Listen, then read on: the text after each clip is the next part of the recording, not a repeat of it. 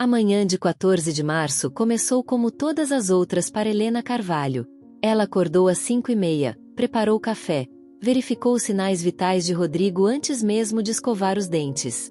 O menino dormia profundamente, a respiração irregular marcada pelo ronco suave que ela aprenderá a decifrar como um código Morse da sobrevivência. Cada inspiração era uma vitória pequena contra a fibrose cística que consumia seus pulmões desde os 3 anos de idade. Rodrigo tinha agora 17 anos, e Helena carregava nos olhos a exaustão de 14 anos de vigília constante. As rugas ao redor de seus olhos não vinham da idade, mas das noites acordada contando respirações, das madrugadas nos corredores de hospitais, das horas infinitas em salas de espera onde o tempo parecia congelar em um presente eterno de ansiedade. O telefone tocou às 6h14 da manhã. Helena sabia, com aquela certeza visceral que só mães desenvolvem, que aquele toque seria diferente. Suas mãos tremeram ao atender. Do outro lado da linha, a voz da coordenadora de transplantes do Hospital São Rafael falava com a urgência contida de quem carrega notícias que mudam destinos. Havia um doador compatível. Um par de pulmões. Rodrigo estava no topo da lista há 8 meses. Eles precisavam chegar ao hospital em menos de 2 horas. Helena desligou o telefone e ficou parada no corredor por exatos 37 segundos. Não chorou. Não gritou de alegria. Apenas respirou, segurando o aparelho contra o peito como se pudesse absorver a magnitude daquele momento através da pele. Depois, moveu-se com uma eficiência que anos de emergências médicas lhe haviam ensinado. Acordou Rodrigo com delicadeza. O menino abriu os olhos lentamente, e Helena viu neles aquela mistura de esperança e medo que a perseguiria para sempre. Ele não precisou perguntar. Simplesmente assentiu e começou a se vestir com movimentos lentos, economizando cada grama de energia que seus pulmões danificados ainda conseguiam fornecer. No carro, enquanto Helena conduzia pelas ruas ainda vazias de São Paulo, Rodrigo segurou sua mão. Os dedos dele estavam frios, levemente azulados nas pontas, um sinal da oxigenação insuficiente que se tornará parte de sua existência. Ele não disse nada durante todo o percurso. Helena ligou o rádio, mas desligou em seguida. O silêncio parecia mais apropriado, mais honesto. Chegaram ao hospital às 7h43. Uma equipe já os esperava. Rodrigo foi levado imediatamente para os preparativos pré-cirúrgicos. Helena assinou formulários. Tantos formulários que sua assinatura começou a se desfazer em rabiscos ilegíveis. Consentimentos. Autorizações. Reconhecimentos de risco. Cada papel era uma pequena rendição, uma admissão de que ela estava entregando a vida de seu filho nas mãos de estranhos e da sorte. A cirurgia estava programada para começar às 10 horas. Enquanto esperava, Helena pensou no doador. Tentou não pensar, mas era impossível. Alguém havia morrido. Alguém jovem o suficiente para ter pulmões saudáveis. Alguém cuja família estava, naquele exato momento, atravessando o inferno do luto para que Rodrigo pudesse ter uma chance de futuro. Helena nunca saberia o nome. As regras eram claras sobre isso. Mas ela criou uma imagem na cabeça. Inevitavelmente. Um jovem, talvez. Um acidente de moto. Uma morte súbita que permitiu que os órgãos permanecessem viáveis. Ela se odiou por um momento, por estar grata pela morte de alguém. Depois, perdoou-se. A culpa era um luxo que ela não podia se dar naquele momento. A cirurgia durou 9 horas e 16 minutos. Helena contou cada minuto. Sentou-se na sala de espera com outros familiares que aguardavam seus próprios milagres ou tragédias. Havia uma mulher idosa rezando em voz baixa, um homem jovem caminhando de um lado para outro com passos mecânicos, uma criança desenhando no chão com giz de cera, alheia à gravidade que pairava sobre todos eles. Helena tentou ler uma revista. As palavras dançavam na página sem formar sentido. Tentou comer um sanduíche que uma voluntária lhe ofereceu. O pão tinha gosto de serragem. Tentou orar, mas as palavras se recusavam a formar frases coerentes. No final, apenas esperou, existindo em um estado de suspensão entre o medo e a esperança. Às 7h46 da noite, o cirurgião apareceu. Dr. Augusto Moreira tinha 52 anos e uma reputação impecável. Ele havia realizado mais de 300 transplantes pulmonares. Seus olhos, atrás dos óculos de armação fina, Carregavam o cansaço de quem passará o dia literalmente segurando vidas nas mãos. A cirurgia tinha sido um sucesso técnico. Os novos pulmões estavam funcionando. Rodrigo estava estável, mas crítico. As próximas 24 horas seriam decisivas. Helena sentiu, absorvendo cada palavra como se estivesse memorizando instruções para desarmar uma bomba. Dr. Moreira apertou seu ombro brevemente antes de partir, e aquele gesto simples quase a fez desmoronar. Rodrigo passou as primeiras 72 horas na UTI em coma induzido. Helena sentou-se ao lado de sua cama sempre que permitiam, observando o sobe e desce do peito dele com uma intensidade quase religiosa. Os novos pulmões respiravam por ele, enchendo-se e esvaziando-se com uma regularidade hipnótica. Era estranho, quase surreal, ver aquele ritmo diferente.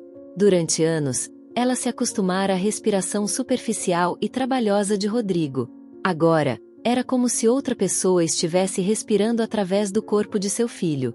No quarto dia, reduziram a sedação. Rodrigo abriu os olhos lentamente, confuso, o tubo ainda na garganta impedindo qualquer palavra. Helena segurou sua mão e sorriu, embora lágrimas escorressem livremente pelo seu rosto. Ele apertou seus dedos fracamente, e naquele aperto estava contida toda a comunicação necessária. A extubação aconteceu no 6º dia. Foram momentos de pânico calculado, médicos e enfermeiros ao redor preparados para qualquer emergência. Quando o tubo saiu e Rodrigo puxou sua primeira respiração voluntária com os novos pulmões, Helena viu seus olhos se arregalarem em choque. Era ar real, enchendo seu peito de uma maneira que ele não experimentava desde a primeira infância. Ele começou a chorar, e logo estava soluçando, os ombros tremendo com a força das emoções e das respirações profundas que agora eram possíveis. A recuperação foi lenta e brutal. Rodrigo teve que reaprender a respirar, em certo sentido. Seu corpo havia se adaptado por tanto tempo à privação de oxigênio que a abundância repentina era desorientadora. Ele tinha tonturas, náuseas, momentos de pânico quando achava que não estava respirando o suficiente, quando na verdade estava respirando demais. A fisioterapia era agonia.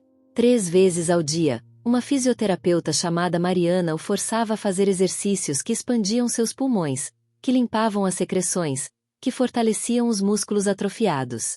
Rodrigo gritava às vezes, de dor e frustração. Helena segurava sua mão e encorajava, embora cada grito dele fosse uma faca em seu coração. No 14º dia pós-cirurgia, Rodrigo caminhou sozinho pela primeira vez. Foram apenas 8 passos, do leito até a janela do quarto, mas foram 8 passos sem ajuda, sem cadeira de rodas, sem pausas para recuperar o fôlego. Ele ficou parado junto à janela, olhando para a cidade lá embaixo, e respirou. Apenas respirou, pelo puro prazer de poder fazê-lo. Foi nesse momento que Helena percebeu que algo estava diferente. Não era apenas físico. Havia uma mudança em Rodrigo, algo na maneira como ele olhava para o mundo. Uma intensidade nova. Como se ele estivesse vendo tudo pela primeira vez, ou pela última. Nas semanas seguintes, enquanto a recuperação física continuava seu curso tortuoso de pequenas vitórias e recuos temporários, Rodrigo começou a fazer perguntas. Perguntas sobre o doador. Quem era? Como morreu? Tinha família? Helena respondeu que podia, que era quase nada. As regras existiam para proteger a privacidade de ambas as famílias, para prevenir complicações emocionais e legais. Mas Rodrigo não conseguia deixar de pensar nisso. À noite, quando Helena já estava dormindo na poltrona desconfortável ao lado de sua cama, ele ficava acordado imaginando. Criava histórias.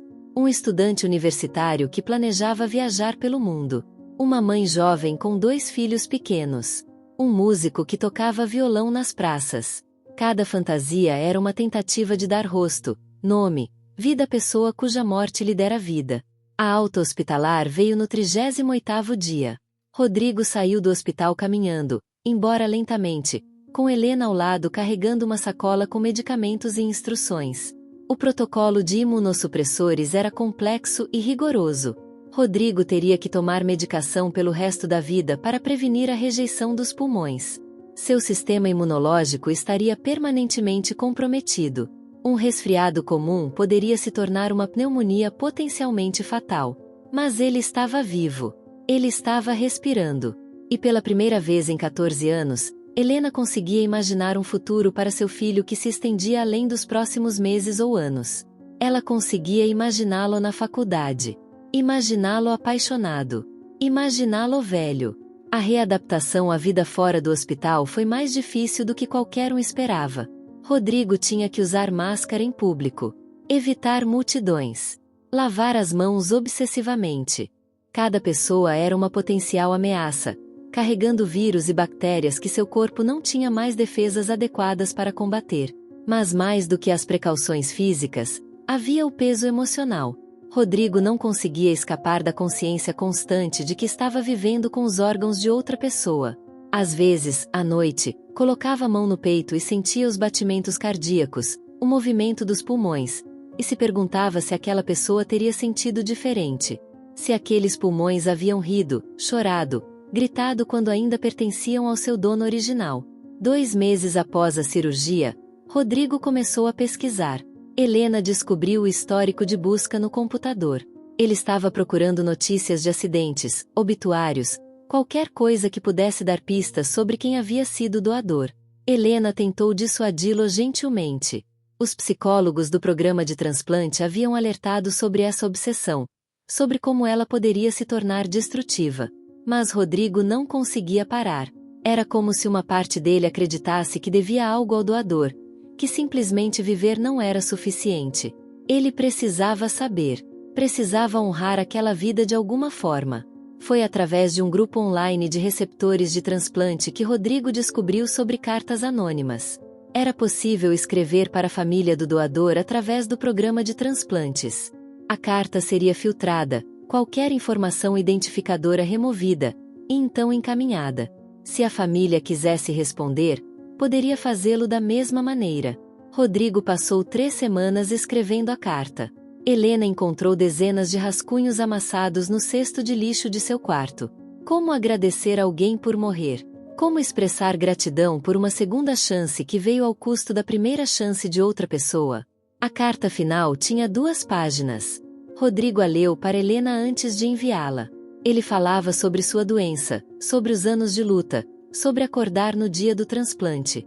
Falava sobre respirar pela primeira vez, realmente respirar, e como aquela sensação era simultaneamente o melhor e o mais aterrorizante momento de sua vida. Falava sobre carregar o peso de um presente que nunca poderia retribuir. E falava sobre responsabilidade. Sobre como agora sentia que precisava viver não apenas por si mesmo, mas também pelo doador. Que cada respiração era em nome de alguém que não podia mais respirar. Que ele prometia não desperdiçar o presente que havia recebido. Helena chorou quando ele terminou de ler. Não conseguiu dizer se eram lágrimas de orgulho, tristeza, alívio ou alguma combinação complexa dos 3. Apenas abraçou seu filho, sentindo o peito dele subir e descer contra o seu, e agradeceu silenciosamente ao universo, a Deus, ao destino, quem quer que estivesse escutando. A carta foi enviada através dos canais apropriados. Não havia garantia de resposta. Muitas famílias de doadores preferiam não manter contato, por mais anônimo que fosse. O luto era complexo, e para alguns, saber detalhes sobre os receptores tornava tudo mais difícil. 3 meses se passaram sem resposta. Rodrigo tentou não pensar nisso, mas Helena via a maneira como ele verificava a correspondência todos os dias, a pequena queda de decepção em seus ombros quando havia apenas contas e propagandas. A vida começou a encontrar um novo ritmo. Rodrigo iniciou aulas particulares para compensar o tempo perdido no hospital. Sua força voltou gradualmente. Ele ganhou peso.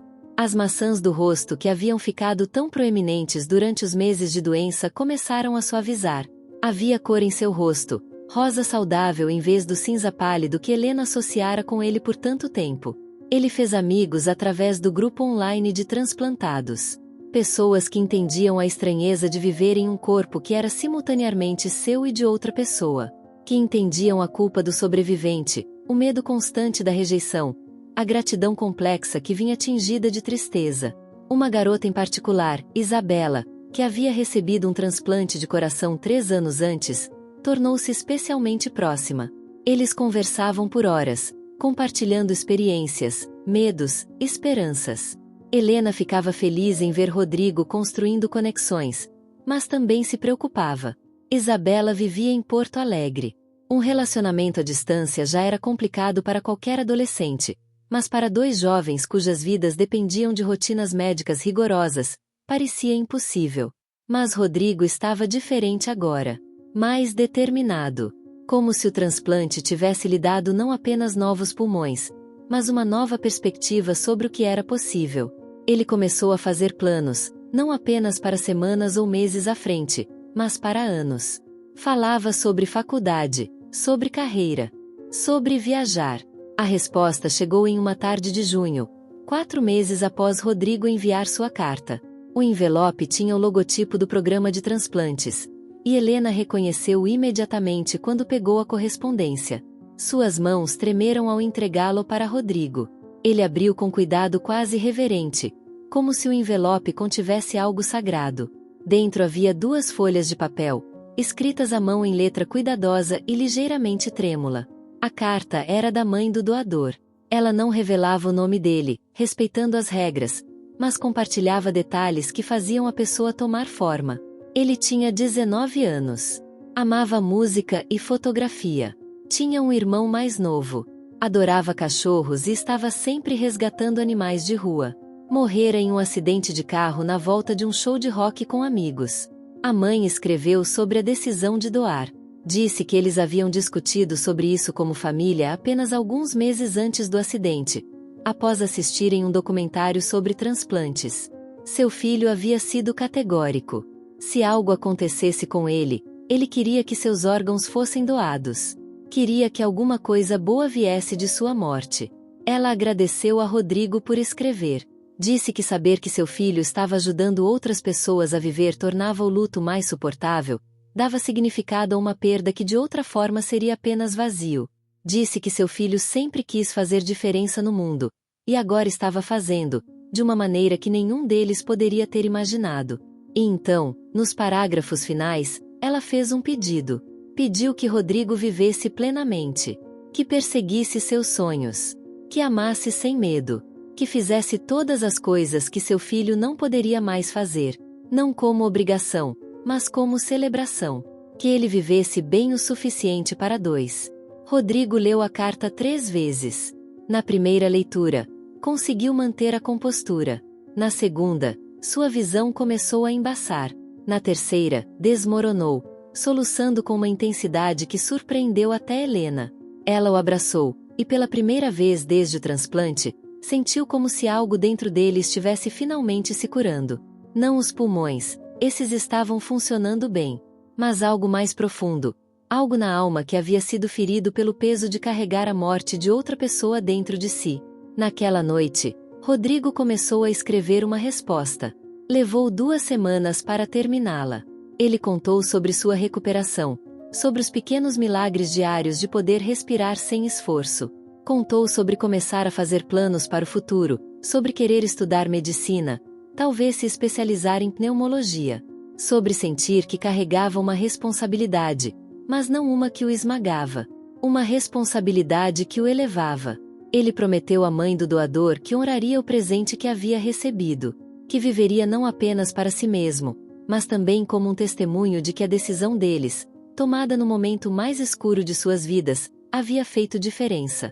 Que seu filho continuava vivo, de certa forma, nas respirações de Rodrigo, nos batimentos de seu coração, nos sonhos que agora eram possíveis. As cartas continuaram ao longo dos meses seguintes. Uma troca lenta e cuidadosa de palavras entre pessoas ligadas pela morte e pela vida em igual medida.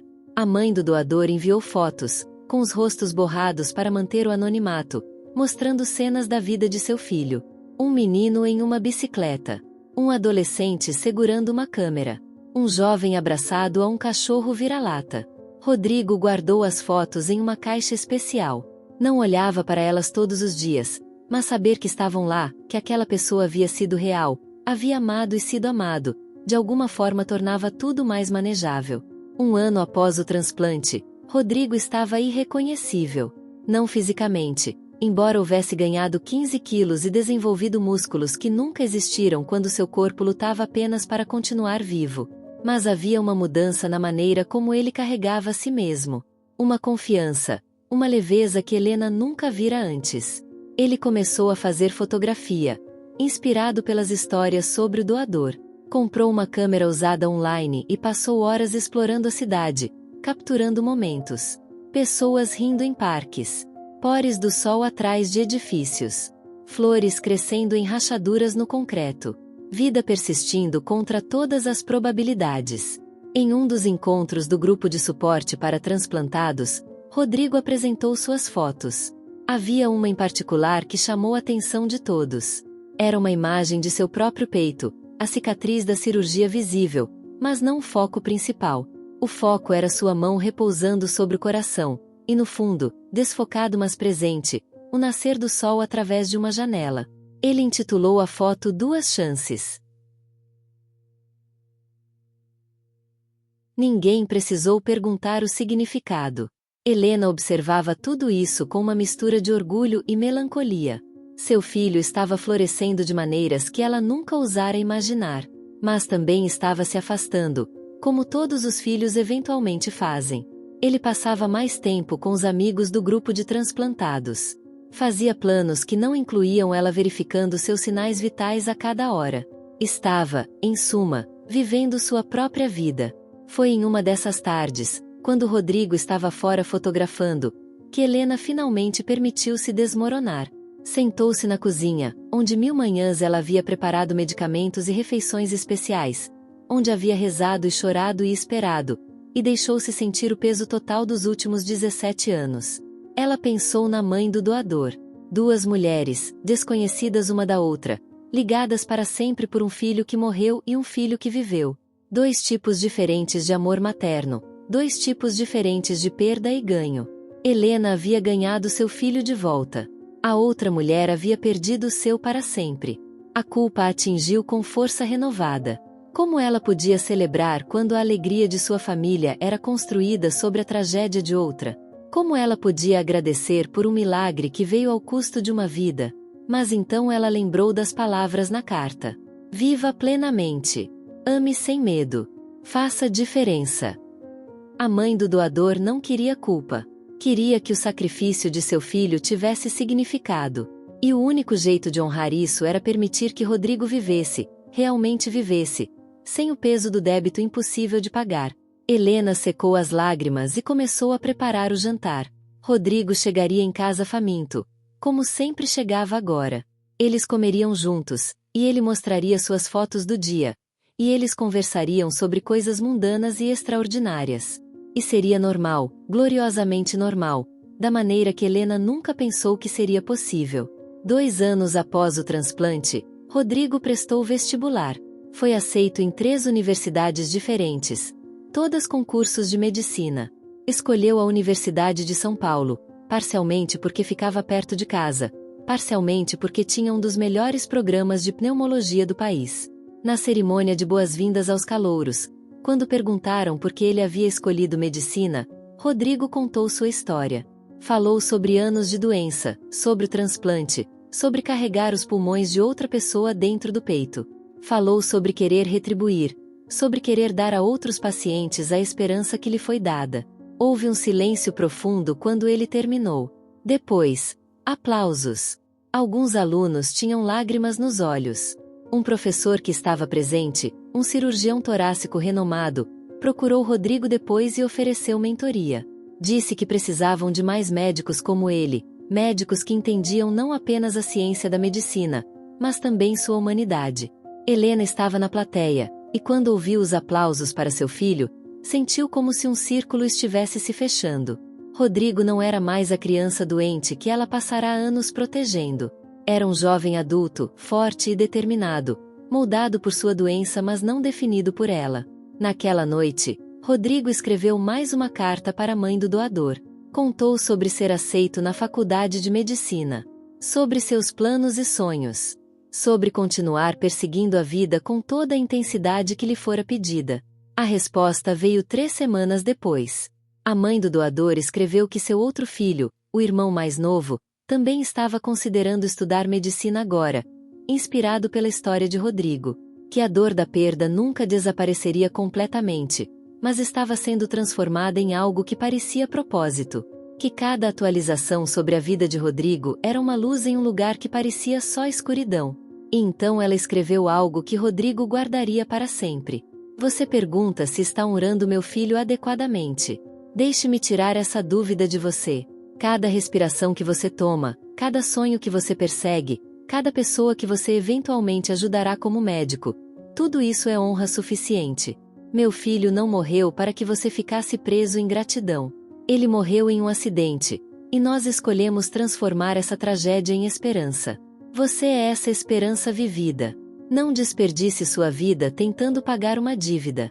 Viva-a como um presente, porque é exatamente isso que é. Rodrigo colocou a carta no peito e fechou os olhos. Sentiu o ar entrando e saindo, os pulmões se expandindo e contraindo com facilidade que ainda o maravilhava. 2 anos de respirar livremente, e ainda não se tornará algo que ele tomava como garantido. Ele pensou em todas as pessoas envolvidas em sua segunda chance. Os médicos que realizaram a cirurgia. As enfermeiras que o cuidaram. Os fisioterapeutas que o empurraram além de seus limites. A coordenadora de transplantes que ligou naquela manhã de março. Sua mãe, que nunca desistiu dele mesmo quando ele próprio estava pronto para desistir. E o doador. Sempre o doador.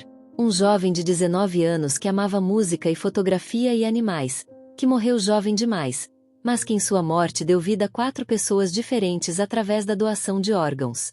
Rodrigo era apenas uma dessas 4. Em algum lugar, havia 3 outras pessoas respirando, vivendo, sonhando porque aquele jovem e sua família haviam feito uma escolha impossível em um momento impossível. 5 anos após o transplante, Rodrigo estava no 3º ano de medicina. Ele fazia estágio em um hospital, já usando o jaleco branco que havia imaginado durante os dias mais sombrios de sua doença. Era um bom aluno, dedicado e empático, especialmente com pacientes que enfrentavam doenças crônicas. Helena havia voltado a trabalhar, algo que não fazia há anos. Não porque precisasse financeiramente, mas porque finalmente podia. Rodrigo não precisava mais de vigilância constante. Ele era, para todos os efeitos, um jovem adulto saudável gerenciando uma condição crônica, não um paciente terminal. Foi durante esse ano que Rodrigo começou a dar palestras sobre doação de órgãos. Escolas, empresas, eventos comunitários. Qualquer lugar que o convidasse. Ele contava sua história com honestidade brutal, não editando os momentos mais difíceis, não romantizando o processo. Falava sobre a espera na lista. Sobre a culpa de torcer por uma morte que o beneficiaria. Sobre a dor da recuperação. Sobre os desafios contínuos de viver imunossuprimido. Mas também falava sobre gratidão, sobre propósito, sobre transformar tragédia em esperança. Após cada palestra, pessoas vinham falar com ele. Alguns compartilhavam suas próprias histórias de transplante ou de perder entes queridos que eram doadores. Outros faziam perguntas sobre o processo. E invariavelmente, sempre havia alguns que pegavam formulários para se registrar como doadores de órgãos. Cada formulário preenchido parecia uma pequena vitória. Uma vida potencial salva no futuro. Uma família que talvez não teria que passar pelo inferno da espera. Um doador que teria seu último desejo respeitado. Helena assistiu a uma das palestras de Rodrigo escondida no fundo do auditório. Ela ouviu ele falar sobre ela, sobre os anos de cuidados incansáveis, sobre nunca desistir mesmo quando a situação parecia desesperadora. Ouviu ele dedicar a palestra à minha mãe, que me manteve vivo tempo suficiente para receber minha segunda chance, e à mãe do meu doador, que tornou essa segunda chance possível. Ela chorou silenciosamente no escuro do auditório, lágrimas de orgulho e tristeza e alívio misturadas. Seu trabalho estava feito. Rodrigo não era mais sua responsabilidade no sentido que havia sido por tanto tempo. Ele era seu filho, sempre seria, mas também era sua própria pessoa agora. 10 anos após o transplante, Rodrigo se formou em medicina. Helena estava na primeira fila na cerimônia de colação de grau, assistindo seu filho atravessar o palco para receber seu diploma. Ele usava uma gravata verde, a cor da conscientização sobre doação de órgãos, e quando pegou o diploma, tocou o peito brevemente, um gesto que se tornará seu sinal de agradecimento ao doador. Na festa depois da cerimônia, Cercado por amigos e colegas, Rodrigo fez um brinde. A todos que me ajudaram a chegar aqui, ele disse, erguendo o copo. À minha mãe, que nunca desistiu. Aos médicos e enfermeiras que salvaram minha vida repetidamente. Aos meus professores que viram potencial onde outros viam apenas um garoto doente. Ele fez uma pausa, e a sala ficou em silêncio. E ao jovem que conhecerei apenas através das histórias de sua mãe, mas cujo presente carrego comigo a cada dia. Este diploma é tanto dele quanto meu. Esta vida é tanto dele quanto minha. Houve um momento de silêncio respeitoso, depois aplausos. Helena viu algumas pessoas.